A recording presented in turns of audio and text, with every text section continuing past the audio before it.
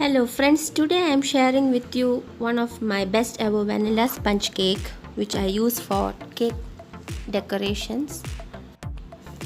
This is very airy, light and spongy. As you can see, you can achieve the same results if you follow the same measurements and the technique that I am using. Here I'll be giving some small tips which you can follow easily. Let's see what all are the ingredients needed. All ingredients must be at room temperature. Next I'll be updating the recipe for the vanilla sponge cake too. So here I am taking 4 large eggs. The weight is given in the measurement. Or you may use 5 small eggs. Then I have 3/4 cup sugar, 1 cup of plain flour. I'm using evaporated milk. You may use normal room temperature milk, full fat milk. Then I have oil, neutral oil. You may use melted butter too. Then I have vanilla, salt and baking powder. So the eggs have been separated. Now here I am using 2 pans. One is 6" and one is 7" because I was making this for a cake project. So one is 6" and one is 7". You may use either one 8" pan too. Okay, so first add in the egg whites to a clean large bowl. You need a large bowl because this batter is the egg white will fluff up very well and the volume will increase. So use a large bowl. Add in, once you start beating, add in the sugar slowly in small additions and beat until you get a soft peaks. It must not be too firm. Okay, this is the first tip. If you make it too firm, the sponge will be dry. So at this stage you will stop and add in the egg yolk one at a time. Just give it a good mix until you don't see the egg yolk. Then add in the next yolk one at a time. Okay, so add in one by one. Don't add in one at a go. You may add vanilla extract at this point. Okay, now it's almost combined. I'm adding in the vanilla extract. Adding in the vanilla extract at this point prevents the eggy smell from the sponge cake.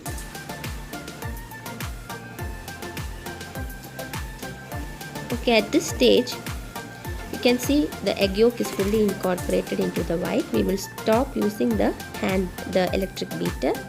This is the consistency we are looking for. Okay, I will remove the beater blades and we will start sifting the flour. You may sift the flour directly or sift it separately into a paper and add it. I am just adding in the flour and the baking powder into a sifter and mixing it with the help of a spoon. This is usually the method I do. You may sift the flour if you are unsure if the baking powder will be evenly distributed. So mix it and fold and add in the flour fully into the flour. Now using the cut and fold, you will fold the flour into the egg and sugar batter using 20 strokes. Just 20 cut and fold is needed. You can count and see how many times I'm cutting and folding. Just 20 times, not more than that. By 20th cut and fold, almost all the dry flour will be incorporated into this egg mixture. This method of folding is called cut and fold. You are cutting the flour and then folding the egg mixture. This is tip number 2. Okay,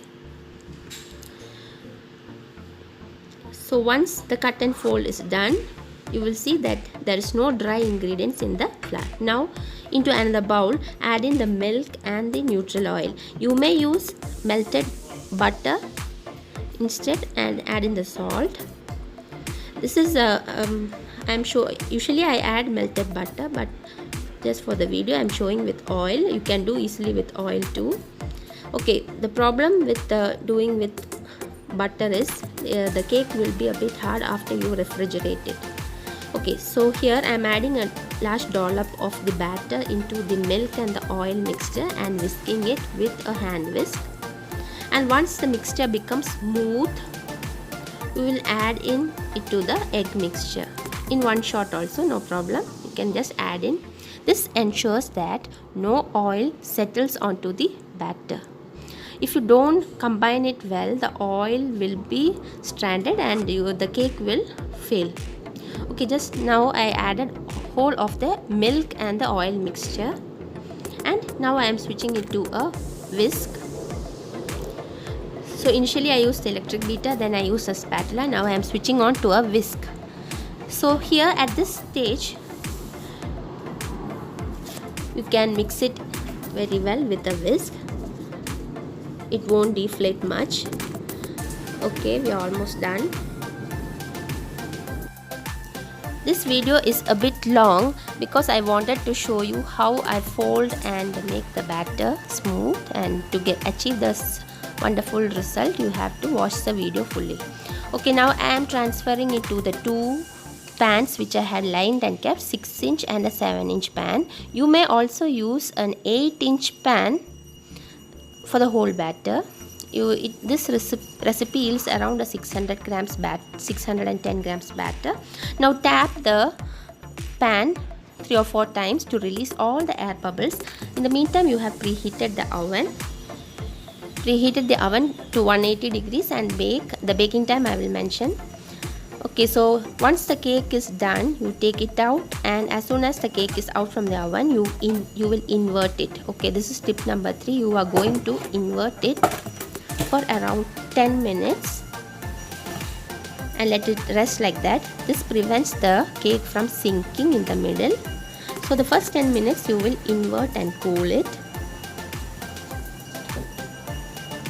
and after a few minutes you will bring it back to the normal position and let it cool completely in the pan itself, or you can even take it out and let it cool.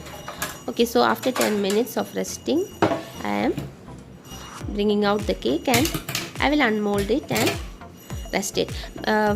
This is an 8-inch pan which I did earlier.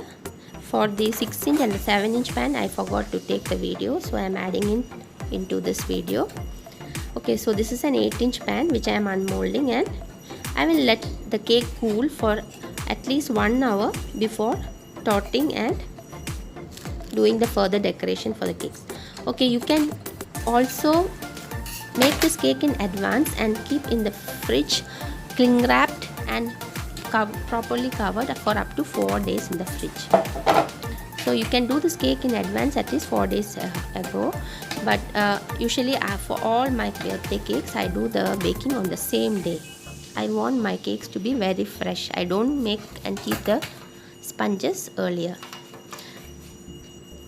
Some even freeze their cakes for months, but I don't recommend also. But if you have large orders, you can take them in advance and keep them covered, cling wrapped in the fridge. 2 or 3 layers. Okay, so this is my 6-inch and 7-inch pan which I have cooled in the pan itself for 30 minutes. Now I am unmolding it. The video you just saw was for an 8-inch pan which I did earlier, and this is the 6-inch and the 7-inch. Okay, you may use normal milk or evaporated milk. I had some evaporated milk, so I used that in this recipe. The previous cake that you saw, I used normal full fat milk. Okay, now cool it completely and cling wrap it if you're not using it on the same day. Now do try this recipe and see how spongy and light the results are. This recipe yields a 600 gram cake. So these cakes are 300 grams and 300 grams each, somewhere around, depending on the size of the egg used. Now I'll just divide it into 3. I'm going to tot them into 3. So this is how I do it. Do try this recipe and do let me know your feedbacks and comments how this cake turned out to be. Use a weighing scale if you have one to achieve perfect results. The weight of the egg might be different, so try to use large eggs. So here is the recipe for the perfect vanilla sponge cake. You can easily make wonderful, moist and soft birthday cakes or anniversary cakes or whatever cake. This is good for sculpting too. You can sculpt the cakes and make designs. Do try and let me know your feedbacks and comments. Thank you and take care. Bye.